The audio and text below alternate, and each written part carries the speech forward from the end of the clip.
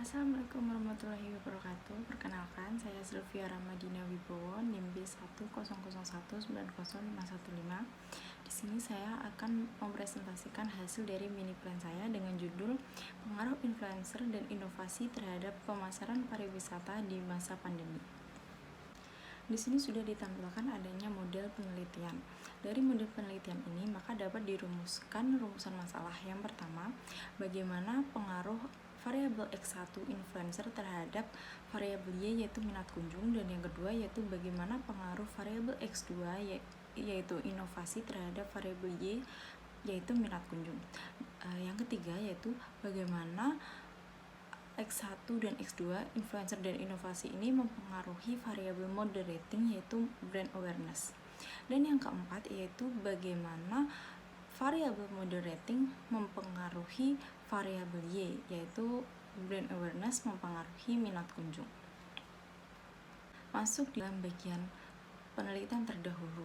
Yang pertama ada influencer terhadap minat kunjung. Influencer sendiri menurut Brownlee dan Hayes mengatakan gerakan baru dalam pemasaran secara spesifik dan langsung untuk mempengaruhi penjualan. Kemudian ada Campbell and Grimm mengatakan bahwa seseorang yang memposting di sosial media dengan imbalan kompensasi. Menurut Handika dan Dharma, yaitu orang yang berperan sebagai pemberi pengaruh. Haryati dan Wirapraja mengatakan seseorang yang memiliki pengikut yang relatif banyak dan memberikan informasi yang dapat mempengaruhi para pengikutnya. Masuk di dalam inovasi terhadap minat kunjung.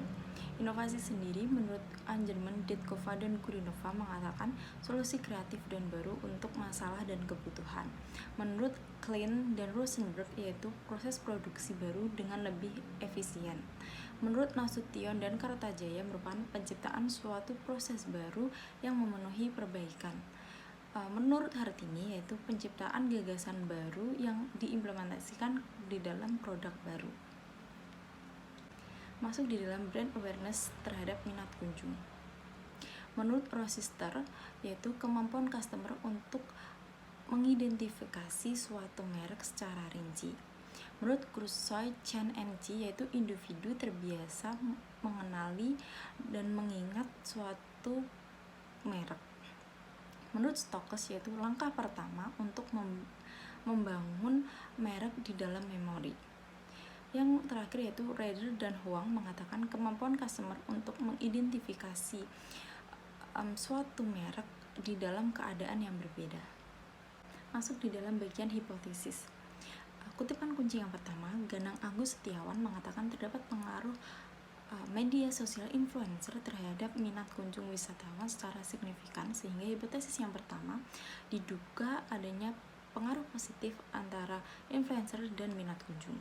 Yang kedua, menurut Providence dan Guillaume mengatakan ketatnya persaingan antar destinasi wisata sehingga memerlukan strategi baru untuk meningkatkan dan mempertahankan minat kunjung.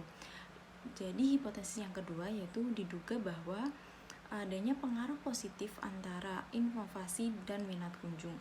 Yang ketiga, menurut Welke, Yildiz, dan Kochan, yaitu melibatkan influencer dan diikuti oleh kualitas yang menarik dapat meningkatkan kesadaran merek dan dapat mengambil hati para pelanggan. Sehingga hipotesis yang ketiga diduga terdapat pengaruh positif antara inovasi dan influencer terhadap brand awareness. Yang keempat, Adi Harsa mengatakan kesadaran merek memiliki peran penting dalam menentukan perilaku konsumen, sehingga hipotesis yang keempat diduga terdapat pengaruh positif antara brand awareness terhadap minat kunjung. Masuk di dalam bagian variabel operasional. Yang pertama ada influencer. Indikator pertama yaitu konten, di mana konten ini pastinya influencer itu tidak terlepas dari sebuah konten. Influencer itu pasti membuat konten dalam bentuk video maupun foto yang menarik agar dapat menarik para pengikutnya. Kemudian ada attractiveness. Attractiveness ini yaitu daya tarik sendiri tidak hanya dari sebuah konten yang dibuat oleh influencer sendiri, tapi daya tarik ini adalah daya tarik dari influencer sendiri, dimana dia memiliki daya tarik atau dia memiliki ciri khas yang menarik dalam dirinya, seperti mungkin cara penyampaiannya dia, cara bicaranya dia, cara dia aware merangkul para pengikutnya, dan mungkin secara visualnya pun juga. Kemudian ada trustworthiness, yaitu kepercayaan, dimana para pengikut followers dari influencer ini pasti memberikan kepercayaan kepada influencernya. Tidak hanya para pengikutnya, tapi kelompok yang ingin bekerja sama dengan influencer ini pasti memiliki dasar kepercayaan terhadap influencer tersebut, karena para pengikut ini menjadikan influencer itu sebagai trendsetter, sehingga apa yang dilakukan dan apa yang diinformasikan oleh influencer itu pastinya nanti diikuti oleh para pengikutnya. Inovasi yang pertama ada repair.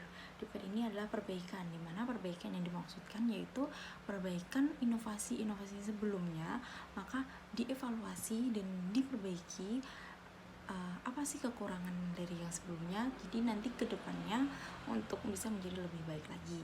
Creativity ini berkaitan dengan kreativitas, mengkreasikan sebuah proses ini maksudnya adalah seperti halnya untuk marketingnya, untuk infrastrukturnya, untuk hal-hal yang perlu diberikan inovasi di mana untuk meningkatkan minat kunjung, seperti itu. Kemudian ada condition ini kondisi saat ini, bagaimana kondisi saat ini, apa sih yang perlu diajukan, apa sih yang bisa menjadi hal baru, inovasi baru di dalam kondisi saat ini, seperti itu. Brand awareness yang pertama ada recognition ini dimana kemampuan customer untuk mereka sudah mengenali, mereka sudah mengetahui, tapi mungkin mereka lupa dengan adanya namanya, tapi mereka masih mengingat secara visual, logonya, slogannya, dan lain-lain, seperti itu. Kemudian ada social media marketing. Social media marketing ini adalah platform yang sangat luas jangkauannya untuk menunjang brand awareness, karena adanya social media marketing ini banyak orang yang belum mengetahui misalkan tempat wisata dengan adanya sosial media seperti Facebook, Instagram, TikTok, mungkin Traveloka dan lain-lain. Jadi kita bisa mengetahui tempat-tempat wisata yang baru, seperti itu.